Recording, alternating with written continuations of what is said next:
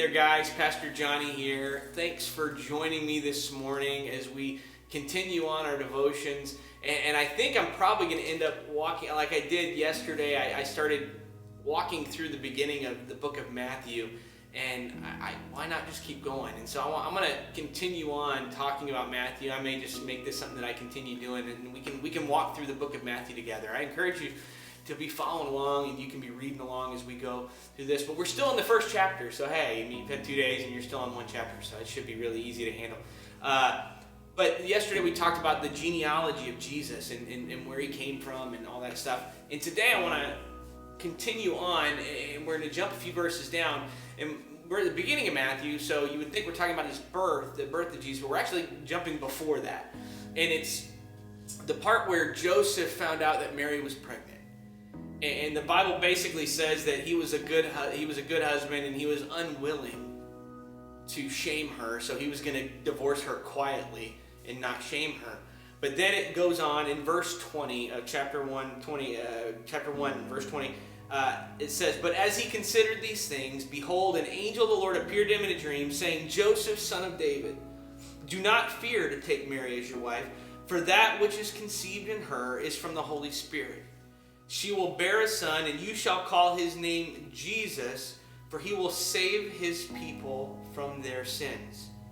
All this took place to fulfill what the Lord had spoken by the prophet. So he's saying, like, hey, Jesus, not only is Jesus coming, but Jesus is going to take away people's sins, and he is the one who's going to do it. So he's basically already saying, like, God's going to come, and your wife is going to give birth to God. And then it says, hey, all this is happening so that we can fulfill the words of the prophet. And what is he saying? He quotes the Old Testament here. He quotes Isaiah chapter 7. It says, behold, the angel does, "Behold, the virgin shall conceive and bear a son, and they shall call his name Emmanuel," which means God with us. What was happening here is the whole Old Testament is full of all of these different prophecies of Jesus being born. And right here, right now, we see the very first one being fulfilled when it comes to Jesus. The angel's message to Joseph right here is all good news. It's all really good news. And sometimes angels would come to give messages that weren't so good, and sometimes it was good and bad, but this is all good news here, because basically Jesus is coming, and your wife is going to have a son named Jesus. And Jesus meaning Emmanuel, God with us. That's what Isaiah wrote. But the name Jesus, if you look back in the Hebrew, what it was, the Hebrew word was Joseph. And what that meant in Hebrew was that he brings the salvation of the Lord. He brings the salvation of God. What we're seeing here is the very first step of God saying, I want to save my people. Not just physically, like save them from hell, but I want to save them from themselves, save them from the sin they've committed, the things they've done wrong. I want to save them in the most fundamental way. I want to save them from having to live apart from me. That's what God is saying. That for thousands of years, because God originally created Adam and Eve with the purpose of spending time with the people that he loved and people that loved him. But we screwed it up. We sinned. All of us have sinned. All of us fall short of the glory of God. We all mess up. And all the chaos that's in the world is our fault. It's not God's fault. We can try and blame him all we want, but it's our fault. And what God is saying is like, hey, I know it's your fault, but I invented you. I created you for the purpose of spending time with somebody that I love. And for the first time ever, he's going to get to do that. For the first time since the Garden of Eden.